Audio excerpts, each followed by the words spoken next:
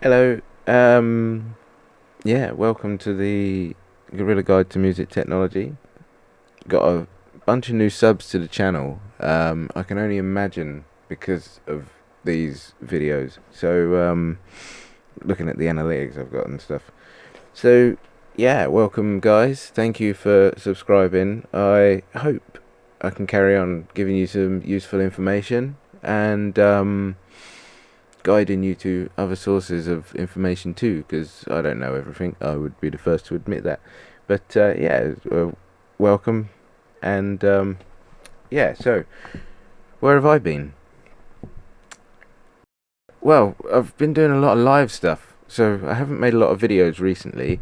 But luckily for you, I've come down with a fever, and in a moment of lucidity, and having fiddled with it to get it just so, I have decided to make a new video. That's because I've got a new interface, and I really wanted to make some music, and I had to get the drums better. I really was struggling to. So the drums were flat in the last mix I was making. There's no two ways about it. They were flat as, and I really wanted to see if I could do something about making them better. So this is what we've done previously. We've just got a RedZepplin track. I don't know what that's all about. I think the gain got slightly changed. I don't need that. That's just confusing matters. So yeah, we got this sort of drum track going on. Check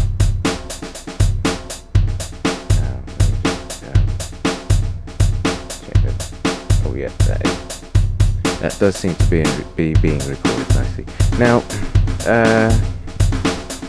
so yeah, that's how that is, and it's just ordinary, as it was in the last. And yeah, a bit flat, bit dead, those drums. So actually, I found a better way of doing it. So if I remove this, what I will do first is copy this, because I've had to find a few workarounds for a few problems with my new interface. I will tell you all about them in a minute, and do a bit of a review of the M Audio Air 19214, which is, I'm going to say, a lovely but flawed machine. Well, actually, I'm not even sure if it's the machine that's flawed. It might be some of the software, but I'll tell you later. Anyway, these drums. So what we want to do is just copy this. I'm doing Control C, and then I'm going to remove this track because it's flat, it's boring. Let's remove it. Yes, remove it. And now I have this thing. If I put my headphones on to listen to what I'm doing, I will get lag, and that will make me talk really funny. I can't do it. Okay. The reason, yeah, there's a slight delay on the thing because I'm not using the thing in completely low latency mode. In fact, I'll show you what I'm doing. There is a way I can get completely zero latency out of the thing, but I had to like move a few things around to do the recording of the video, because as you can see here, I've got two doors running. This is the one with those drums in it, and I think it is.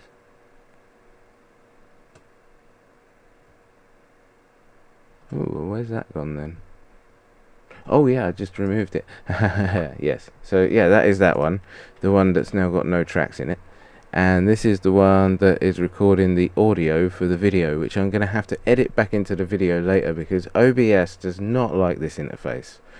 The audio that, if you use the jack features on OBS with this M Audio, and I'm presuming others because they probably use similar hardwares and chipsets and stuff, is really choppy.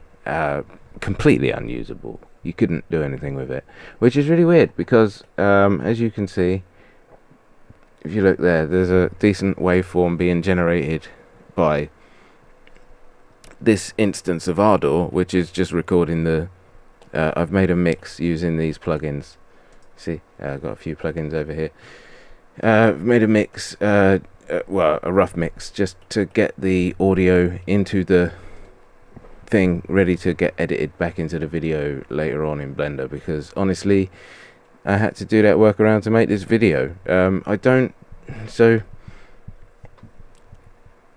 well, let's save that bit for the review of the interface, but right now I want to focus. So these drums, then there's nothing there now. What I'm going to do is I'm going to add a track. It's going to be a MIDI track. It's going to be the RedZepplin multi. So what this does, if I just leave it in its default configuration, is it adds a whole bunch of channels to our DAW, which then, if I put that back to the beginning and paste the what's name, if I now press play on this, as you can see, we've got 3 different channels being metered. So what's happened, it's easier to see in Windows, in Mixer window. So we got these channels that are running from, so there's only one MIDI track, like a flat MIDI track going in, but it's being split into different grouped channels. So you've got the snare, for example, that takes in information from the snare hit, the rim shot, and I think the side stick, I'm not sure, but yeah, and like this one takes in everything from the kick, or the hi-hat, is it? Oh yeah, that one's the kick, that one's the hi-hat. So yeah, basically what it means is, say that I just wanted the kick to pop a bit more, I could just put on a compressor, for example, and then give it a bit more. Boom. Haven't affected the other drums at all. And also, so what it does really is it sort of virtually makes it similar to if you had a microphone on an individual drum. So all the ones that happen to the snare are in one group, all the ones that happen to the kick are in another group, hi-hat are in another group, toms, floors, etc. And the idea being that then you can put plugins onto those as if they were a mic'd channel, which is really cool. And so you might want to put a little bit of EQ on the snare, for example, to make it a bit more. Oh, what have I done there? Oh no, it just finished. Right, let's get a new plugin. Favourites.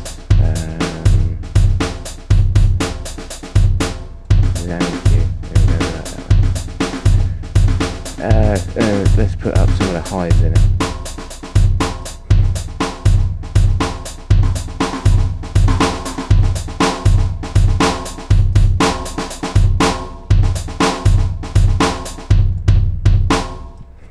Let's see what that actually sounds like in the headphones. I won't be able to talk for a second.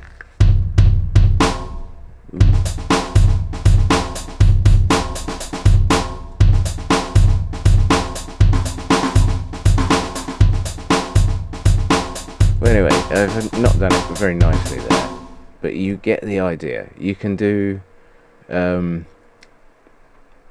plug-in per virtual microphone, basically. Oh god, I've got to take these off. You see what happened to my voice when I had that on because of that slight delay? Very strange. Yeah, weird to get your head around. So anyway, yeah, you could actually put some nice plugins on and spend time getting them good. You could even look at some other people's resources to sort of see how you might want to do that, and then bring the knowledge that gives you back to whatever project you happen to be working on. Those are some ideas that you should do. However, this is the mechanism by which you might achieve what you're trying to achieve. Speaking of achieving things with mechanisms, then let's talk about that interface a bit more. It is nice. As you can see, it is working quite well. I'm just using the first channel with a microphone with a normal XLR cable plugged in, and that's recording the audio for this video. And then there's another foldback channel that I've created because where Jack allows you to use multiple interfaces at once is wonderful, because you can then use real physical wires as well to send things back to each other, which is what I've done. So I've got some things going to on the generic 00 out. That's the normal on board audio stuff. That's just the jacks and stuff on the PC case. These are the outputs on the interface thing. So basically, yeah, I've got the... Oh, I've confused myself. Oh yeah, right. So I've got the output of pulse out, which is the system sounds, and the master audio out going into playback 1. But playback 1 feeds back to capture 6, which at the moment isn't connected to things, but that allows you to, so it gives you a foldback, so that when you flip round to direct, you still are able to get the sound. I'm going to draw a picture and then post it in this bit. Okay, do you understand that? Cool. Right, so yeah, so the interface then, it's great, but it's had a few troubles. Obviously I'm using 2 instances of Ardor just to record the audio for this video, which is what this stuff here, this patch bay is all about, making it, and these plugins here, just making a mix just for that, because OBS couldn't do it, as I said, and another program couldn't record decent audio, which was QJack Record, which I thought might actually, just being the simplest recorder you can actually get, it seems, thought might be the 100% that was going to be instead of this Ardor instance, but it wouldn't do it. It was doing the same choppy thing that OBS was doing. So there are a few bits of software that have issue with this interface, but as you can tell from the fact that you can hear me talking, in fact, let's look at this one.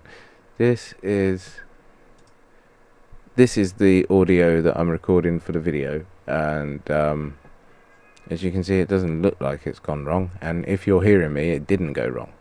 It's funny how that works. So anyway, I don't need to be looking at that one. So this then, yeah, this is how you can make your drums sound a bit better. Obviously you actually have to put something on them that's going to make them sound good.